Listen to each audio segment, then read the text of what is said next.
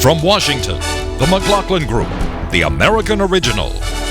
For over 2 decades, the sharpest minds, best sources, hardest talk. This is The Network, a living, breathing intelligence that's helping drive the future of business. In here, inventory can be taught to learn. Machines have a voice. Medical history follows you. It's the AT&T Network, a network of possibilities, committed to delivering the most advanced mobile broadband experience to help move business forward. Geico, committed to providing service to its auto insurance customers for over 70 years. More information on auto insurance at geico.com or 1-800-947-AUTO, any time of the day or night. How does an investment manager stand the test of time?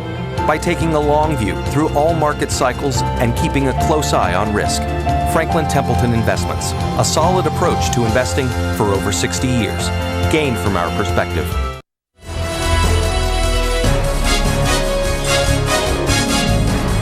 Issue 1, on the road again. On the road again.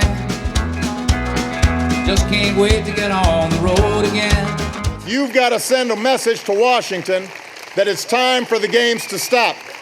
It's time to put country first. President Obama this week took the White House to the U.S. Midwest, Minnesota, Iowa, Illinois. We are in danger of not having a recovery that's fast enough to deal with what is a genuine unemployment crisis. The president announced that he would unveil a major plan to create jobs and lower the nation's unemployment rate, which now stands at 9.1%. His plan will not be announced until September. Question. President Obama's Midwest bus tour was deemed official business by the White House. Was that a smart call or a dumb call?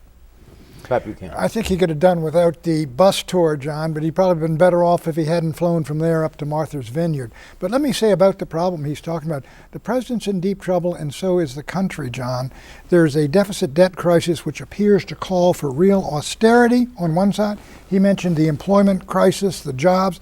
That seems to call for a massive stimulus of some kind, tax cuts or spending. And the two contradict each other. And we've had the biggest stimulus package in history with 3 straight deficits of about $1.5 trillion. We've had the lowest taxes in a long time, and nothing seems to be working for him or for the country. Do you think he knows what to do? Do you think his No, advisors I don't think do? he knows what to do, and I don't think many other people know exactly what to do either, John. So this is a good interim for him to go up to Martha's Vineyard, He to take should- the vacation and to He's find up out what there- he thinks and what they think. He's up there with the Northeastern cultural elite on Martha's Vineyard, which is the wrong place to be. Hello. Well, he does have access to communication, so he can get in touch with real Americans every so often. Democrats do bus tours, so that's what he did. But he didn't have much to say, and I'm glad he's going to ground and all his advisors, because they are going to come back and unveil something in the early September. And supposedly there's a battle going on in the White House. Do you go big and bold, or do you go more incremental with the hope of picking up some Republican support? You know, I think that the Republicans are not going to go along with anything he does, and so I think it's time for him to confront the Republicans. So I'd be for big and bold and put some things out there that Republicans have historically liked. Mm-hmm. They like infrastructure, they like payroll tax cuts. So stick that in there. And so if they are the ones that block this, then at least everyone knows where the obstruction is. And were you knocking him for going to Martha's Vineyard? How much is he paying for that house he rents? He pays for it out of his own money. $50,000 a week? He pays for it out of his own money, not taxpayer funds. And if we want to start comparing President Reagan, listen, you knocked him. I heard your language, Ellen. I'm not knocking him. How am I knocking him? I thought when you kind of burlesqued Martha's Vineyard the way you said it. The problem. I think Martha's Vineyard is fine. Martha's I wish I were there, John. Martha's Vineyard is perfectly Right. fine. What's not fine is that Obama's trying the same old things. He thinks he'll throw money at certain industries. Here's green tech. Here's web stuff. Here's more stimulus for infrastructure. He throws money at industries and thinks government is going to pull things out of it. He never has the idea of let's get government out of the way and let the market work. He believes he's a corporatist, giving money to big business. Do you think he should have gone to Newport, Rhode Island?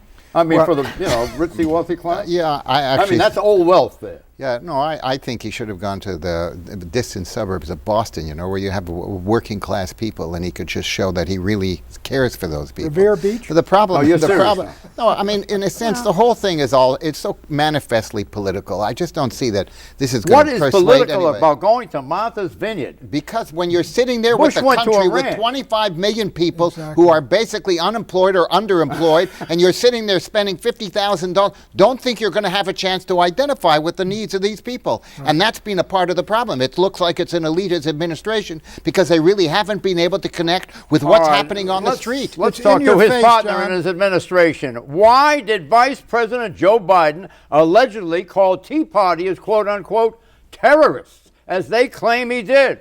Okay, I will explain it right now. What he did not call you guys. He said we were acting like terrorists, hostage takers. What he said was that for us to be willing to take the economy to the brink was irresponsible, and it was. Now, the truth of the matter is, considering what's said about me consistently. That's the second person in your administration to call the right-wing people terrorists. Well, Janet Napolitano did it first. Question, why is President Obama playing dodgeball when he could have hit a home run using this as a teachable moment about civility? Eleanor. I don't think there's a lot of civility right now in American politics, and I don't think that was much of a teachable moment. I thought he did very well in trying to engage with this gentleman and point out that the word terrorist was used apparently in a meeting that the vice president had with Democrats, and Biden sort of nodded and just moved on. And so now they're trying to hang this around his neck. I think the more appropriate soundbite from this past week was Rick Perry basically, excuse me, Rick Perry basically saying that Ben Bernanke is treasonous in the way he's responding to economic difficulties. Why is treason a worse charge to throw at someone than being a terrorist? This is the thing. I don't mind if Joe Biden thinks that I'm a terrorist or the Tea Party guys are terrorists. He can say it. And if Rick Perry says something slightly over the top. Biden didn't say it. Biden didn't say it. You have no evidence apparently. Biden didn't say it. We have two sources, Politico cited two sources who were in the meeting who said that he said it, and one guy said he didn't. Then and the fact go of the right matter ahead is, and tough defend. talk happens, but liberals freak out when it comes from the right. I'm not freaking out. I'm just pointing out a worse. Politico, it's a Capitol Hill publication. Well, on the Hill, yeah. And highly regarded? The reporter used two sources. Let me agree kind of a newsletter? Let me agree with Eleanor. Exit question. Hold on, Pat. Fit it in here. Exit question. He's agreeing with me. Should the Obama re-election campaign dip into its vaunted billion-dollar war chest and fully reimburse the Treasury for the cost of his Midwest quote-unquote listening tour bus trip? Yes or no? No, he's the President of the United States. That's what he chose to do. I think it was a foolish thing to do, but I do agree with Eleanor.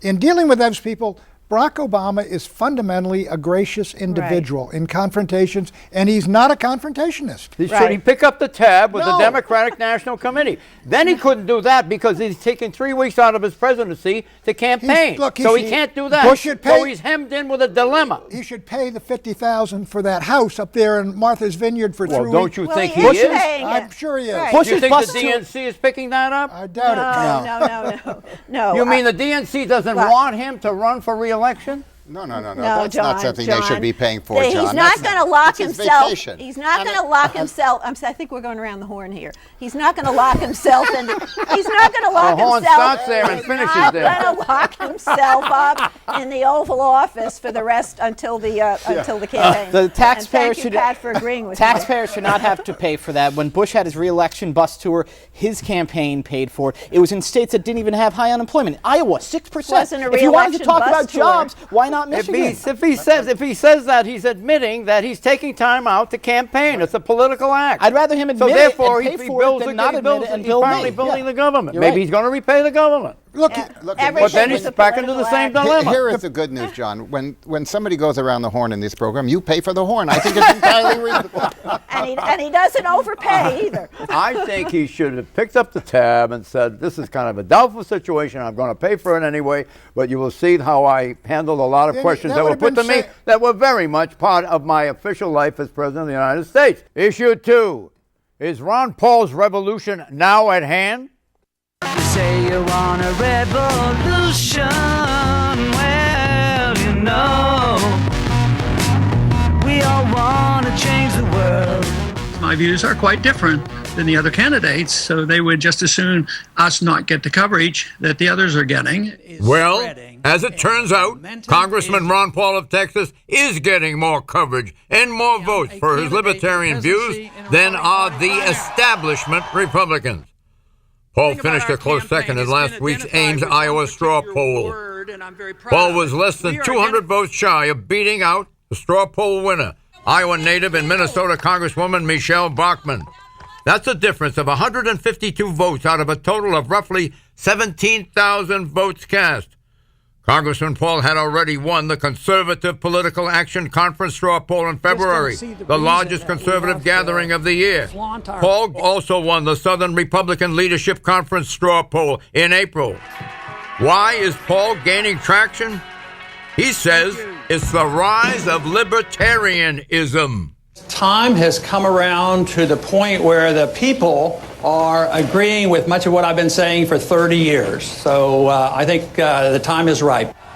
Congressman Paul may be right if you define libertarianism as minimal government in political, social, and economic affairs. A recent poll shows that 63%, practically a consensus of Americans, believe that the federal government interferes too much with individuals and too much with businesses. The national debt is now more than $14 trillion. Question, is Ron Paul right? Are Americans too focused on individual autonomy and too little on the nanny state? I think Ron Paul's right about a lot of things, and the nanny state as a problem is a big part of it. And it's not just a nanny state where new regulations telling us, for instance, we have to buy health insurance, or or on the local level, all the nanny state stuff, but it's also the government that's way too big, the taxes that are way too high, and the foreign policy that's way too aggressive. And I think those poll numbers showed that a lot of Americans are agreeing with him, and that Obama and most of the Republicans are on the wrong side of those questions. I read your column on him, and I didn't think you particularly like him. You called him a gadfly. And that's a great word. That's a word of praise. There's these big horses, which is the Democratic Party and the Republican Party, and they need a gadfly stinging them. You think he's a gadfly? Well, in a way he is, but look, I think Ron Paul is a principled, honorable guy, and his time basically, I think, has come for his ideas. Two of them, John. He is the guy that put the Federal Reserve and monetary policy on the table that Rick Perry is picking up. And secondly, the whole idea of interventionism, an American empire, bring the troops home and cut the defense budget. Yeah. You got an anti-war, anti-interventionist conservative, and he's making hay with it. Do you think Rick Perry stole the oxygen out of the room and left kind of Ron Paul out there just hanging there? Ron Paul is a libertarian, and there's a significant portion of the Republican Party that holds libertarian views. He could not get elected nationally in this country. He ought to run on the libertarian ticket. I agree with some of the things he's brought forward, but he's not going to go like his anti-war attitudes. But how about his immigration policy? I'm not sure what his immigration policy is, to tell you the truth. So, okay, well, he's not my candidate, but he's a welcome addition in the debates. He's a civil debater, and he brings some interesting ideas, but he's not going to go the distance, and the media are basically ignoring him. Is Ron Paul's time come?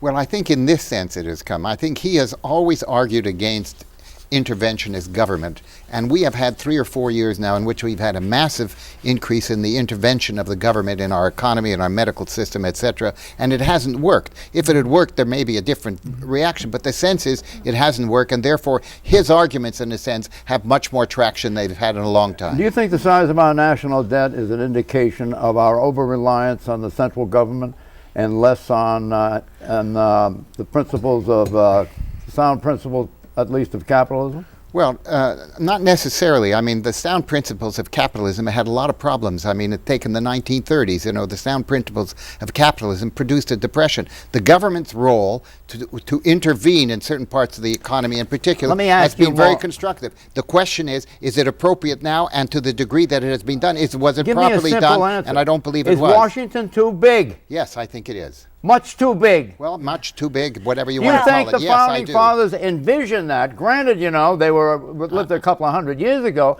but do you think they envisioned anything like Washington being as big as it now is? I don't think they envisioned anything. I'm talking about the regulatory agency. The regulatory I'm talking about the White House. I'm also talking about the power of the Congress. We have totally different conditions. The government has to address some of them. The question is, how intelligently and competently do they do it? And frankly, it hasn't been done competently. Do you think the government is too big? Oh, of course, John. It's enormous. The government is enormous. It's not just the New Deal, but the Great Society. Is that identified by the size of the national debt? It's a welfare warfare state, and both got to come down. Both are coming down. In defense of government, Pat wouldn't give up a single of the benefits that he gets, and most people feel the same way. And I think when you talk about Social Security, he wouldn't give up Social Security, Medicare. No, he wouldn't give up any of those things. Don't you think it's a shame that I'm paying for Pat's Social Security and Medicare? No, what am I part of the problem? You can handle it, and the founding fathers did not envision a country where you had the right to be sick and go bankrupt. The health care intervention on the part of the government is a positive thing because the unfettered capitalist system wasn't working. Issue 3, Obamacare in ICU. This was a landmark piece of legislation. The health care bill that we passed was not perfect. President Obama's $1 trillion health care law may not only be imperfect, but illegal. Illegal because unconstitutional. Why? Because of the individual mandate. Under this mandate, which means obligatory procedure, a command, individuals are commanded to buy health insurance. If a citizen does not purchase health coverage, that person will have to pay a fine as high as $700 for individuals and $2,100 per family. But late last week, a federal appeals court in the 11th Circuit, Atlanta, ruled that the individual mandate is unconstitutional. Citing U.S. history, the court said this, quote, even in the face of a Great Depression, a World War, a Cold War, recessions, oil shocks, inflation, and unemployment, Congress never sought to require the purchase of wheat or war bonds, force a higher savings rate, or greater consumption of American goods, or require every American to purchase a more fuel-efficient vehicle, unquote. The court struck down the individual mandate as unconstitutional.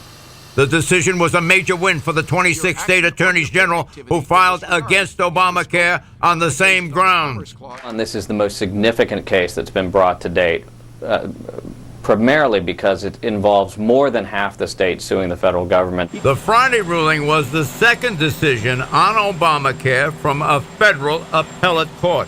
First federal appellate court ruled that the individual mandate was constitutional.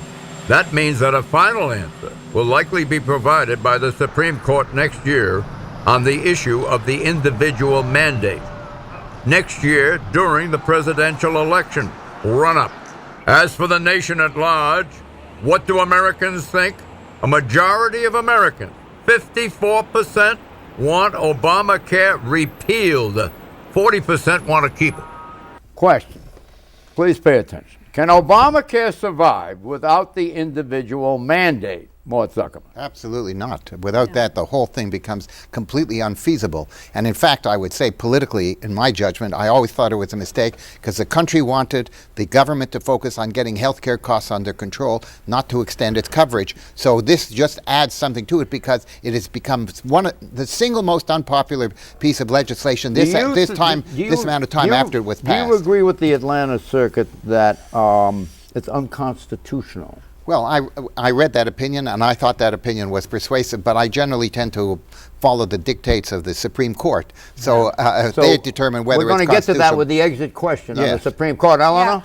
I disagree with Mort. I think even if the mandate is ruled unconstitutional, the rest of the bill can stay in place, and candidate Barack Obama actually opposed the mandate, his argument being that with the insurance companies getting all these new customers, that they can afford to have affordable premiums, and people will understand that if they get ill and don't have insurance, that they will then pay a penalty by having to pay these costs. So there'll be a kind of a built-in penalty that is mandated. So I think and plus the fact states are enacting all the machinery for this health care plan is being put in place. It's a three-legged stool. You can't take rights away from people. Why is it a three-legged? It's a three-legged stool because the bill mandates that health insurance companies cannot say no to people who apply. It limits the degree to which it can charge higher rates to older people and lower rates to younger people. And so with those two mandates, if you don't force young people into it,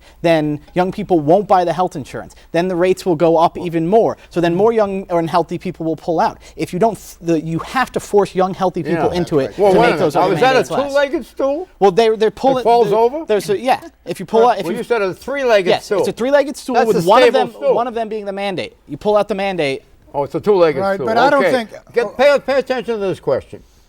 With the likelihood of politicalization and even political intimidation, should the justices, Supreme Court, take up the individual mandate next year, or should they defer until after the presidential election?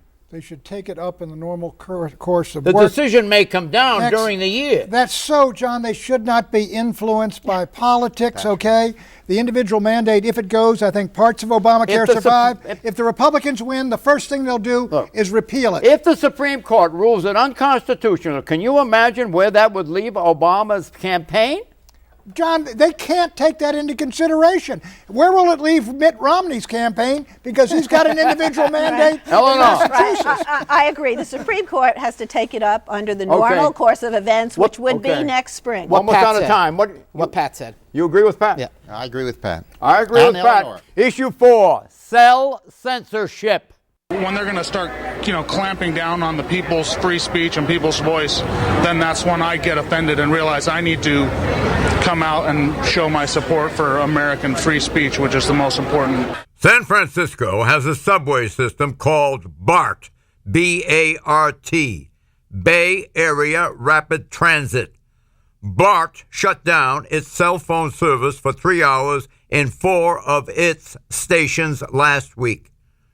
The reason for the deprivation was to defeat planned protests.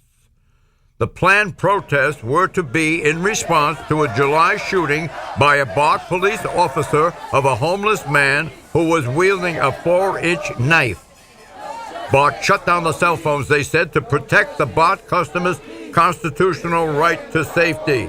What we did is we took a very narrow time frame, 3 hours and 4 stations, where they said prior to that protest that they were going to try to disrupt and create a huge safety problem, and we stopped service for mobile phone users. Technology activists disagree forcefully. They compare BART's cell phone shutdown to the digital censorship conducted in countries like Egypt. Quote, BART officials are showing themselves to be of a mind with the former president of Egypt, Hosni Mubarak, who ordered the shutdown of cell phone service in the Tahrir Square in response to peaceful democratic protests this year, unquote. So says the Electronic Frontier Foundation, an advocacy group for freedom in the digital realm. Question, what grounds did BART officials have to fear a disruptive protest that might have endangered public safety? Mort Zuckerman. Well, they had a previous experience in which there was an interference. There was a real public safety issue, and I think this is what they were trying to prevent. It's like saying you can't put up street blockades in order to prevent problems. I think this is not something that we like, but it's something that I think they did in a reasoned and considered way. They shut down the utilization of cell phones for a period of time. In that area. In that area. They did not seize any cell phones. They shut down the availability. That's correct. Whose property is it?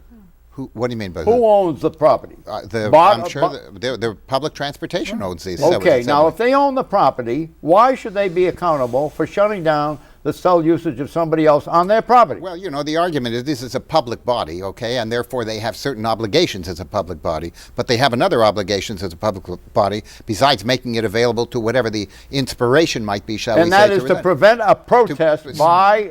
security, to protect the security of the people there. That's also a legitimate... Because protesters might descend there and but there's a huge difference between a public body. BART is a public, multi-jurisdictional, it's a government entity, basically. If Pat Buchanan wants to block cell phone access in Pat Buchanan's house, that's private property. Government should not be doing this. So first, free speech, free communication, those things we should be pretty hardcore about. Do you think there are no limits on freedom of speech? What about yelling fire in a crowded theater, movie theater? And to protect public safety to the degree that that's necessary, you can do these restrictions. I disagree. None of these rights is without some limit. Well, correct? Look, I don't exactly. If this is their property and their towers and they've got the ability to do it and it's on their, I think they've got a perfect right to do that to prevent a massive disruption of the trains they're running. But there was no indication that the protests were going to be anything other than peaceful. The earlier one apparently disrupted service. They claim that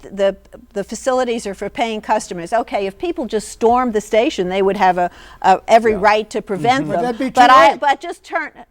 No, storming them before they get to the station. They're not paying. Once they get there. False prediction. Muammar Gaddafi, the leader of Libya, will be gone by Columbus Day, which is October the 10th, not the 12th. I believe. He'll be gone. Monday. He'll be gone before the 12th.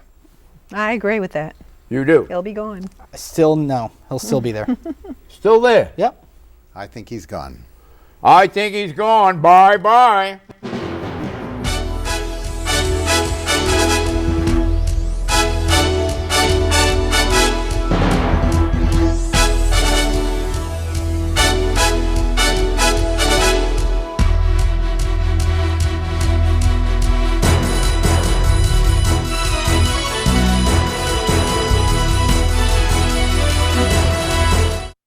Geico, committed to providing service to its auto insurance customers for over 70 years. More information on auto insurance at geico.com or 1-800-947-AUTO, any time of the day or night. Smart global investing requires expertise from the ground up. With insights from local experts across the world, we have a unique perspective on global investing. Franklin Templeton Investments. Gain from our perspective. If. For such a small word, it packs a wallop. If I live to 100, if Social Security isn't enough, if my heart gets broken, if she says yes. We believe IF should never hold you back. IF should be managed with a plan that builds on what you already have. Together, we can create a personal safety net, a launching pad for all those brilliant ifs in the middle of life. You can call on our expertise and get guarantees for the if in life. After all, we're MetLife.